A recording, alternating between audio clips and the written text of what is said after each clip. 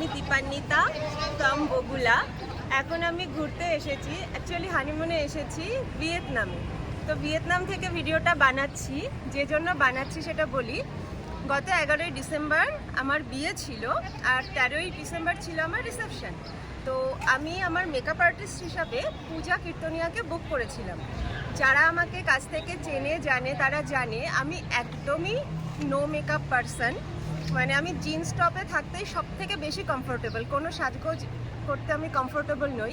তো প্রথম থেকে আমি খুব টেনশানে ছিলাম যে যেহেতু আমার জীবনের সব থেকে স্পেশাল ডে, তো আমাকে মেকআপ করলে সাজলে কেমন লাগবে দেখতে। তো পূজার কাছে আমার একটাই রিকোয়ারমেন্ট ছিল, সেটা হচ্ছে পূজা তুমি সাজাবে আমাকে, কিন্তু আমাকে যেন সিম্পল দেখতে লাগে, আমাকে আমার মতনই দেখতে লাগবে, আমার কমপ্লেক্সানেই যাবে। ওই এক একজনকে আমি দেখি মুখে হেভি মেকআপ করে সেই ময়দা মাখা টাইপ লাগে, মুখ সাদা হাত কালো, ওরকম যেন না লাগে, আর তার মধ্যে যেন খুব মিষ্টি দেখতে লাগে। তো যাই হোক, ওকে আমি বললেও আমি দিনটা নিয়ে খুব টেনশানে ছিলাম যে কেমন লাগবে আমাকে দেখতে। তো যখন আমার বিয়ের দিনের সাজ কমপ্লিট হলো, তখন আমি সত্যিই খুব খুশি হয়েছিলাম দেখে যে পূজা আমার কথার মান রেখেছে এবং আমি সঠিক ডিসিশন নিয়েছিলাম পূজাকে মেকআপ আর্টিস্ট চুজ করে।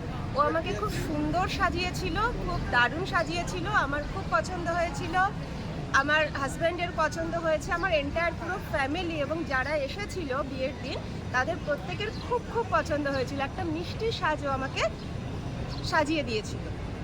তারপর 13ই ডিসেম্বর সেদিন আমি লেহেঙ্গা পরেছিলাম, আমি বলবো পূজাকে ছবি দুটো একটু অ্যাড করে দিতে।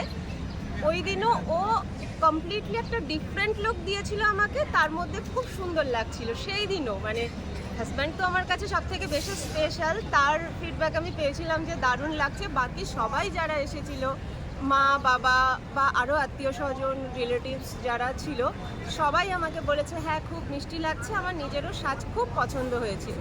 তো আমি খুব হ্যাপি পূজার কাছে সাজতে পেরে। ও আমাকে একদম স্যাটিসফাই করেছে, শুধু আমাকে না আমার পুরো ফ্যামিলিকে আমার সাজের দিক থেকে ও সম্পূর্ণ স্যাটিসফাই করেছে। তাই সবাইকে আমি বলতে চাই যে যারা তার স্পেশাল ডে নিয়ে ভাবছো, অবশ্যই পূজাকে বুক করতে পারো। ওর সময় পাওয়াটা খুব ডিফিকাল্ট, কারণ অনেক আগে থেকে বলে রাখতে হয় ওকে। তো দায়িত্ব নিয়েও তোমরা বুক করো, তোমাদের ও একদম নিরাশ করবে না, ও খুব হ্যাপি করবে তোমাকে, এটা আমি দায়িত্ব নিয়ে বলতে পারি।